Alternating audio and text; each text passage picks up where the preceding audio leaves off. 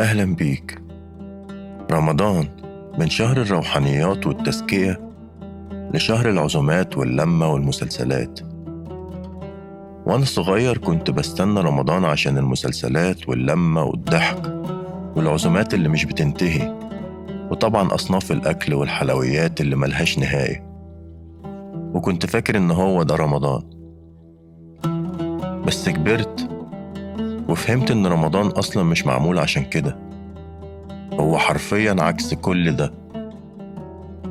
رمضان شهر قلة الأكل، قلة الكلام، شهر الخلوة مع ربنا ومع نفسك، شهر إنك تنظف قلبك مش إنك تملى معدتك.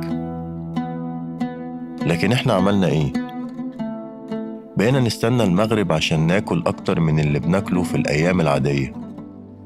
الحلويات لازم تبقى أكتر، التلفزيون ما بيطفيش، القهاوي مليانة والدنيا زيطة وزنبليطة. هو ده رمضان؟ إنك تمنع نفسك عن الأكل كام ساعة وبعدها تفرغ كل شهوة كنت ماسكها. الصيام إنك تتعلم تتحكم مش تأجل. راقب نفسك وانت صايم، شوف إيه بيعصبك، لاحظ الكلمة الصغيرة اللي ممكن تضايقك، واعرف انت محتاج تشتغل على إيه جواك.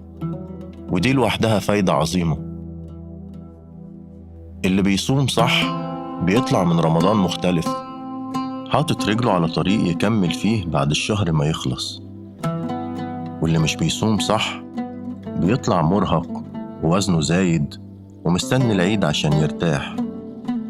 عملياً بعد 21 يوم من عادة معينة بتبدأ تتسجل في عقلك اللاواعي وبتبدأ تشوف نتائجها.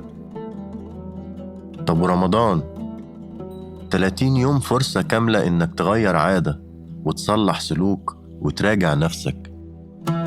بس لو انت صادق، أنا مش جاي أقولك تعمل إيه، بس عشان أنا فهمت واجبي إن أتكلم. واللي عايز يستفيد ممكن رمضان ده يكون نقطة تحول في حياته. إحنا اتبرمجنا إن رمضان بيتعاش بطريقة معينة، أكل، سهر، وكبت شهوات. بس الحقيقة رمضان جاي يعلمك العكس، يعلمك تقلل، تسيطر، وتختار لنفسك الأحسن. مش تستحمل لآخر الشهر وتقول أنا بطل عشان عديت. القصة مش إنك تستحمل، القصة إنك تتغير. قرب من نفسك، اسمعها، اسألها أنت عايزة تبقي مين. وقرب من ربنا، مش بالكلام الكتير لكن بالصدق. حاول تقلل أكل، تقلل كلام، تقلل كل حاجة بتفصلك عن ذاتك الحقيقية. يمكن ساعتها رمضان يرجع يبقى رمضان، ويمكن انت كمان ترجع لنفسك.